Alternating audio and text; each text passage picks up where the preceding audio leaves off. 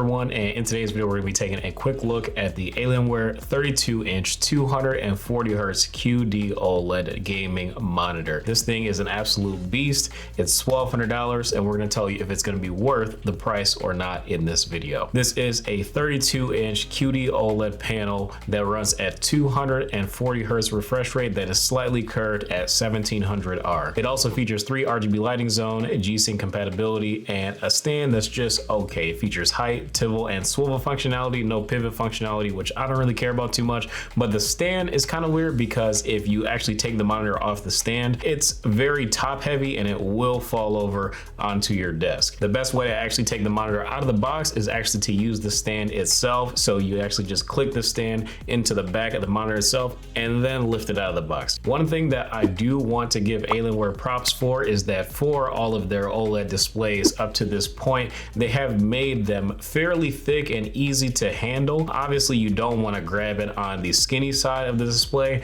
but if you compare the Alienware offerings to some of the other OLED offerings on the market today, the other monitors seem to have one centralized area where all of the components are kept, and then you just have this super razor thin panel that you really can't handle unless you want to risk breaking or damaging the panel when you plug it in. Whereas the Alienware, there is a lot of material surrounding pretty much most of the panel where you can find a pretty good grip on the panel in more than one spot. So this monitor actually has some pretty interesting port specifications because it actually has HDMI 2.1 with the full bandwidth for full compatibility with gaming consoles at 4K 120 Hertz. It also features an eARC port, support for Dolby Vision as well as Dolby Atmos, which is pretty nice. I can't say that I have tested another monitor that supports both Dolby Vision and Dolby Atmos and does not have built-in speakers. So this thing basically is just embracing the fact that it does not have built-in speakers,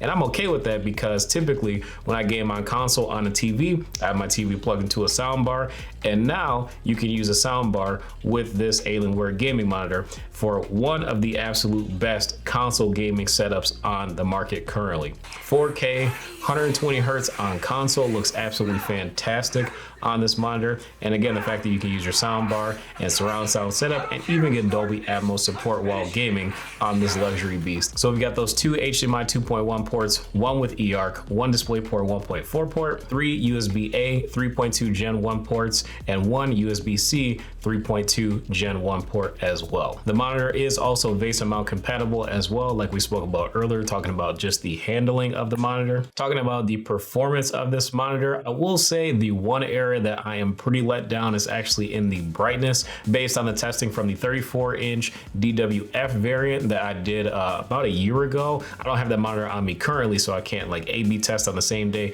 but it seems like the black point on that one was actually lower and the sustained brightness was a little bit higher, something that is definitely not noticeable if you are just using each of them individually, but just something that I noticed based on my previous findings and my current findings. It is also a different form factor as well, so that's another consideration, and this one is 4K, that one's 1440p, so the use case is a little bit different as well, where that one is a pretty poor console experience because it's basically just a stretched 27-inch resolution. You're going to have black bars on the side, where this one you're going to get that full 32-inch 4K as opposed to 1440p experience and have a larger display. The color reproduction on this one is actually quite good. One thing that I noticed was that the standard mode is good at 100% sRGB coverage, and the color accuracy rating on the standard preset with HDR off was actually pretty fantastic as well, and I think it even did a little bit better than the P3 calibrated that we're going to talk about in just a second. If you're going to use this monitor to do intense color work,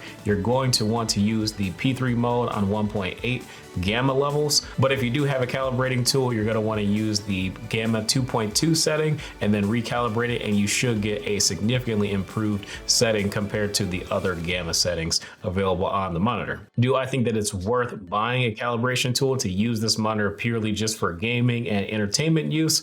I really don't think so, and especially considering that when you plug in a console, if you are going to be using this for console gaming, a calibrator is not going to do much for you either. I will say that for this being an OLED monitor, it does have a very good dark stabilizer that will help you out quite a bit if you are going to use this monitor for competitive FPS gaming. Just make sure that you put it on the FPS mode and bump up that dark stabilizer so you can see all of your enemies crystal clear. Me personally, my two favorite modes are the MOBA RTS mode as well as the RPG mode, and then I just adjust that dark stabilizer again depending on what game I'm playing. I will say with my experience using this monitor, going from a 27-inch monitor that I've been playing on for such a long time, like that screen size in specific, the 34-inch ultra wide, I definitely do feel like I have an advantage since my field of view is actually wider, but using a taller 32-inch monitor around the same viewing distance that I would normally use a 27-inch monitor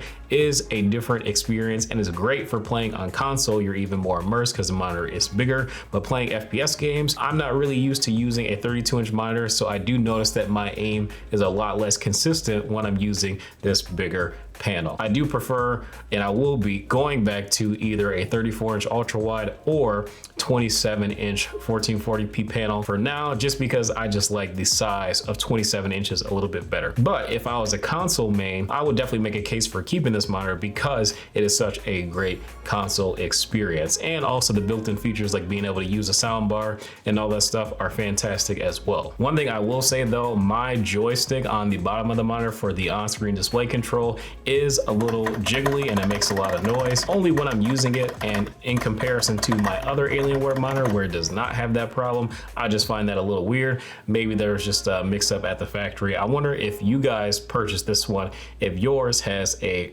pretty noisy joystick. Let me know in the comment section below. But I just thought that was weird. Typically Dell does have very good quality control, so I was kind of surprised to get this unit. I do have a very short list of cons for this monitor.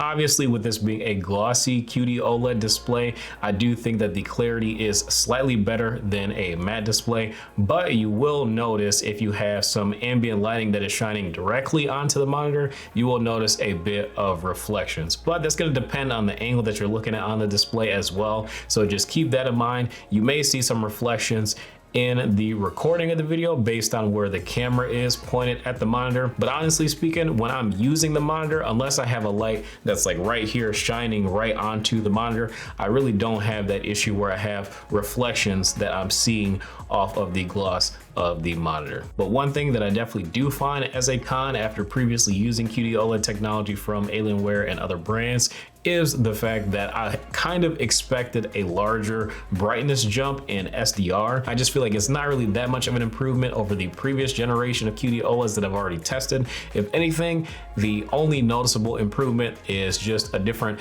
panel size and resolution that is available, and the refresh rate being 240 Hertz as opposed to 165 or 175 Hertz. And then the other con is the fact that there is no USB-C power delivery that supports something that could efficiently charge like a MacBook or a laptop, and I would like to see that port also be Thunderbolt compatible so you can get close to, if not the full bandwidth and 240 Hertz out of the display, but at least 120 Hertz would be nice, and having the USB-C Thunderbolt as an option to use for a display input if you are going to be using this for, let's say, your home gaming PC as well as hooking it up to your laptop. In closing, based on what's currently available in the market for $1,200 and eventually when this goes on sale, I do think that this is a very competitive offering. The monitor looks absolutely fantastic. If you're not really pixel peeping and all that stuff and like looking at like slightly off white hues and whatnot on QD OLED displays,